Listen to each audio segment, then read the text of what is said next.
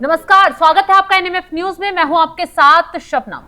मुंबई में 25 साल पुराना शिवसेना यानी उद्धव ठाकरे का बीएमसी में जो किला था वो ढहा गया है और अब बीजेपी उसमें कब्जा करती नजर आ रही है, क्योंकि बीएमसी में अभी तक जो रुझान और नतीजे सामने आए हैं उसमें बीजेपी ही बढ़त बनाती दिखाई दे रही है।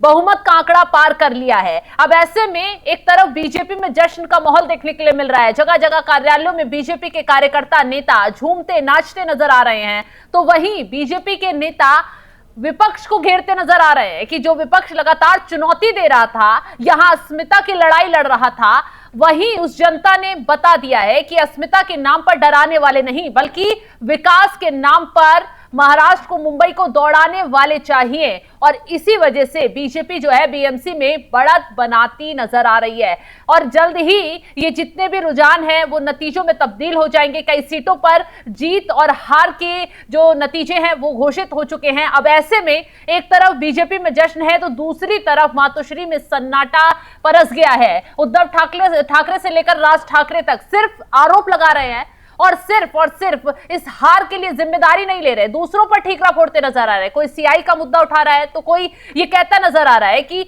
बीजेपी और बीएमसी के जो कमिश्नर थे उनकी बैठक हुई, क्या इस चुनाव के नतीजे पहले ही तय कर लिए गए थे। संजय राउत ऐसे आरोप लगाते नजर आए। ऐसे में उद्धव ठाकरे और संजय राउत ने जो पलटवार किया उसको लेकर अब खुद शिवसेना यूबीटी में राड़ छिड़ गई है। शिवसेना यूबीटी के नेता हैं आनंद दुबे, वो उद्धव ठाकरे पर ही भड़कते हुए नजर आए हैं। सीधा सीधा उन्होंने कह दिया है कि इंडी गठबंधन को आईना देखना होगा, इंडी गठबंधन को जो चीजें चल रही हैं उसमें बदलाव करना होगा। और सीधे सीधे उन्होंने उद्धव ठाकरे को आईना दिखाते हुए कहा कि जो रणनीति हमारी है उसमें बदलाव करना होगा। चलिए ग्राफिक्स के जरिए आपको बताते हैं क्या कुछ कहा आनंद दुबे ने और कैसे वो अपने ही नेताओं पर भड़कते हुए नजर आए। उन्होंने कहा, ऐसी स्थिति बताती है कि हमें सुधरना होगा, भाजपा से मुकाबले के लिए भाजपा जैसा बनना होगा। भाजपा से मुकाबला करना है तो रात 2 बजे तक जागना होगा और 4 बजे सुबह उठना होगा। यदि आप इस तरह नहीं कर सकते हैं तो फिर राजनीति छोड़कर कुछ और करना चाहिए। मुझे तो दूरबीन से भी देखने पर यह गठबंधन कहीं नजर नहीं आ रहा है। तो जाहिर सी बात है अब आपस में ही नेताओं को समझ आने लगा है कि बार बार और हर बार हार किस वजह से मिल रही है। इसके लिए ना सिर्फ खुद नेता जिम्मेदार हैं विपक्ष के, बल्कि ये गठबंधन जो है वो पूरी तरह से जनता ने इसे नकार दिया है, जनता ने इसे फेल साबित कर दिया है। और इसके पीछे का कारण सिर्फ और सिर्फ उनके जो राजनीतिक मुद्दे हैं। अब आपको बता दें कि इस बार बीएमसी पे दोबारा से कब्जा करने के लिए उद्धव ठाकरे ने तमाम हथकंडे अपनाए। अपने भाई जो सियासी दुश्मन उनके हुआ करते थे राज ठाकरे, उनका हाथ पकड़ लिया और जिनके साथ गठबंधन में थे उन्हें नकार दिया। यानी कांग्रेस और शरद पवार से अलग होकर उद्धव ठाकरे ने राज ठाकरे का हाथ पकड़कर चुनाव लड़ा। अब ऐसे में दोनों भाइयों ने मैसेज पहुंचाने की कोशिश की कि मराठी अस्मिता की लड़ाई हम लड़ रहे हैं। मराठी और बाहरी लोगों का मुद्दा इन्होंने उठाया और जमकर राज ठाकरे तो मंच से खड़े होकर बाहरी लोगों को गालियां देते नजर आए। खुद अन्ना मलाई के लिए जो अपशब्द उन्होंने कहे, बाहरी लोगों के लिए जो उन्होंने मुद्दे उठाए, कहीं ना कहीं ये कहना गलत नहीं होगा कि उद्धव ठाकरे और राज ठाकरे पर ये मुद्दे भारी पड़े हैं। उन्हें इस चुनाव में जनता से जुड़ने के लिए जमीनी मुद्दे उठाने चाहिए थे, लेकिन उद्धव ठाकरे और राज ठाकरे मानो ट्रैक से ही भटक गए। उनका मुद्दा सिर्फ और सिर्फ या तो वोट चोरी का रहा, या फिर चुनाव आयोग को टारगेट करने का रहा, या फिर बीजेपी को घेरने के लिए वो राजनीति के बिल्कुल निचले स्तर पर चले गए। कभी गालियां दे रहे हैं तो कभी बाहरी लोगों को लेकर बीजेपी को निशाना बना रहे हैं। ऐसे में यहां तक कह दिया गया कि बीएमसी में जो मेयर बनेगा वो मराठी बनेगा।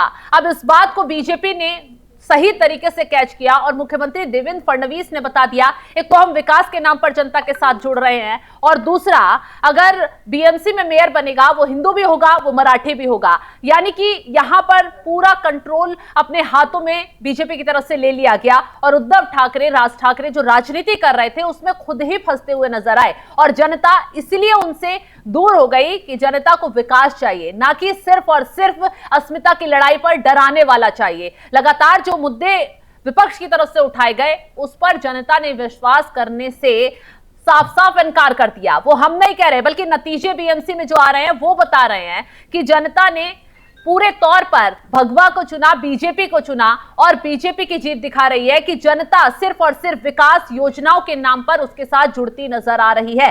अब उद्धव ठाकरे और राज ठाकरे जिस तरीके से बिल्कुल पिछड़ गए हैं, उसको लेकर उनकी पार्टी के नेता ही नाखुश नजर आ रहे हैं उनसे कि आपको अपनी पार्टी की रणनीति बदलनी होगी, आपको काम करने का तरीका बदलना होगा। बीजेपी जनता से रात दिन काम के बल पर जुड़ रही है। नेता सुबह जागते हैं, रात भर जगते हैं, लोगों के बीच जाते हैं, तो आपको उसी ट्रैक पर काम करना होगा। और रही गठबंधन की बात, तो कहां है गठबंधन?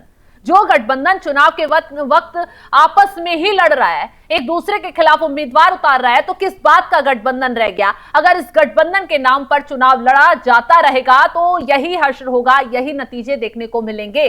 तो कुल मिलाकर अब इन चुनावी नतीजों के बाद ठाकरे गुट में, ठाकरे ब्रदर्स में तो अनबन हो ही रही है। अब कहा जा रहा है कि कार्यकर्ता भी और नेता भी आपस में भिड़ते हुए नजर आ रहे हैं। और अगर इस हार पर उद्धव ठाकरे के जरिए अगर बैठक बुलाई गई तो हो सकता है इस बैठक में बवाल भी देखने को मिले, क्योंकि आनंद दुबे खुलकर कह रहे हैं कि रणनीति बदलनी होगी। बीजेपी से लड़ना है तो बीजेपी के जैसा आपको बनना होगा, कामकाज करना होगा, जनता से जुड़ना होगा और गठबंधन तोड़ना होगा। ये साथ जो आप कांग्रेस और बाकी दलों का नाम के लिए लेकर चल रहे थे, वो साथ आपको छोड़ना होगा, क्योंकि जनता ने इस साथ की वजह से आपको पूरी तरीके से नकार दिया है। तो फिलहाल इस वक्त महागठबंधन की, या फिर यूं कहें उद्धव ठाकरे की, राज ठाकरे की स्थिति ठीक नजर नहीं आ रही है। इस खबर को लेकर आप क्या कुछ राय रखते हैं, कमेंट बॉक्स में जरूर बताइएगा।